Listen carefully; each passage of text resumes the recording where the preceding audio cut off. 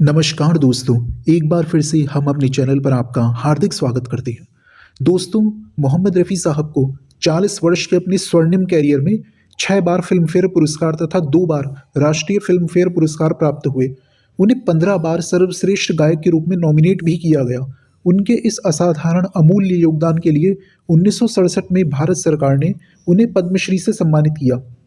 किंतु यह कैसी विडंबना है कि फिल्म संगीत के क्षेत्र में उनके अमूल्य, असाधारण, उत्कृष्ट एवं सराहनीय योगदान को अनदेखा, अनसुना एवं साधारण मानकर उन्हें दादा साहब फाल्के एवं भारत रत्न जैसा सर्वोच्च सम्मान आज तक नहीं दिया गया, जबकि उनके समकालीन एवं बाद के कलाकारों, संगीतकारों, गायकों आदि को ये सम्मान प्राप्त किए जा चुके हैं, जिसका बेहद अफसोस एवं पीड़ा स्वयं रफ़ी साहब के चाहने वालों के बीच हमेशा से रहा है। हालांकि कई बार हमें ऐसी वोटिंग और ऐसे पोल देखने को मिले हैं जिनमें रफ़ी साहब के गीत को अन्य गीतों की तुलना में सर्वश्रेष्ठ स्थान मिला। इसलिए आज हम बात करेंगे रफ़ी साहब के उस गीत की जिसे आउटलुक मैगजीन द्वारा किए गए एक पोल में पहला स्थान मिला था। और यह पोल फिल्म संगीत के दिग्गजों यानी महान संगीतकार, गीतकार और गायकों द्वारा की गई वोटिंग से कराया गया था। हालांकि इस पोल से पहले भी बीबीसी एशिया नेटवर्क ने एक पोल किया था जिसमें हिंदी फिल्म संगीत के 100 बेहतरीन गानों को छांटकर आम जनता के द्वारा वोटिंग कराकर यह निर्णय लिया गया था कि इन 100 गानों में कौन सा गीत नंबर 1 है। और इस पोल में रफ़ी साहब के गीत बहारो फूल बरसाओ ने बाजी मारी थी और नंबर 1 पर यह गीत रहा था। बहारो फूल बरसाओ मेरा महबूब आया है। यह गीत है फिल्म सूरज का, जो आई थी 1965 में। हालांकि यह पोल जो बीबीसी एशिया नेटवर्क ने किया था वो आम जनता के द्वारा वोटिंग कराकर किया था जिनको संगीत की गहरी समझ नहीं थी। लेकिन जो पोल आउटलुक पत्रिका ने कराया था वह आम जनता के द्वारा वोटिंग कराकर नहीं, बल्कि 30 सदस्यों की एक ज्यूरी बनाई गई और उसके द्वारा वोटिंग कराकर यह निर्णय लिया गया कि कौन सा गाना नंबर 1 होगा। इस 30 सदस्यों की ज्यूरी में हिंदी फिल्म संगीत के बेहतरीन गायक, लिरिसिस्ट यानी गीतकार, कंपोजर्स यानी संगीतकार और सिंगर्स यानी गायक शामिल थे।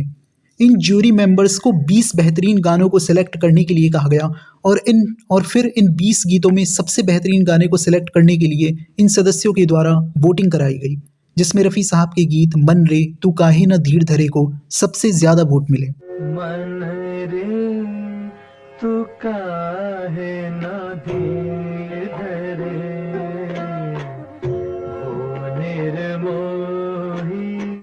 इस 30 सदस्यों की ज्यूरी में जो 30 लोग शामिल थे उनके नाम हैं अभिजीत, आदेश श्रीवास्तव, एलिशा चिनॉय, अनु मलिक, एहसान, गुलजार, हरिहरन, हिमेश रेशमिया, जतिन, जावेद अख्तर साहब, कैलाश खेर, कविता कृष्णमूर्ति, खय्याम साहब, कुमार शानू, ललित, लॉय, महालक्ष्मी अय्यर, महेंद्र कपूर साहब, मन्ना डे साहब, प्रसून जोशी साहब, राजेश रोशन साहब, साधना सरगम, समीर, संदेश शांडिल्य, शान शंकर, शांतनु मोइत्रा, श्रेया घोषाल, सोनू निगम और तलत अजीज साहब।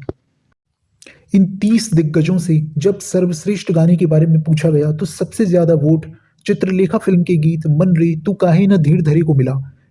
इस फिल्म में संगीत दिया था संगीतकार रोशन ने और इस गीत को लिखा था शायर साहिर लुधियानवी ने। दूसरे पायदान पर 3 गीतों के बीच में टाई हो गया था, यानी कि दूसरे पायदान के लिए 3 गीतों को बराबर वोट मिले, जिसमें रफ़ी साहब के 2 गीत और किशोर दा का 1 गीत था।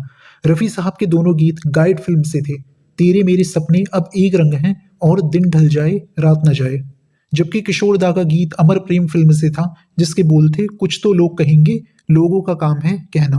तेरे मेरे सपने अब एक रंग है तो जहाँ बिल दिन ढल जाए है रात न जाए तू तो न आए तेरी याद तो लोग कहेंगे लोग काम है कहना। ये 30 लोग वे लोग हैं जिन्हें संगीत की बेहतर समझ है और वे सभी रफ़ी साहब को ही अपना आदर्श मानते हैं।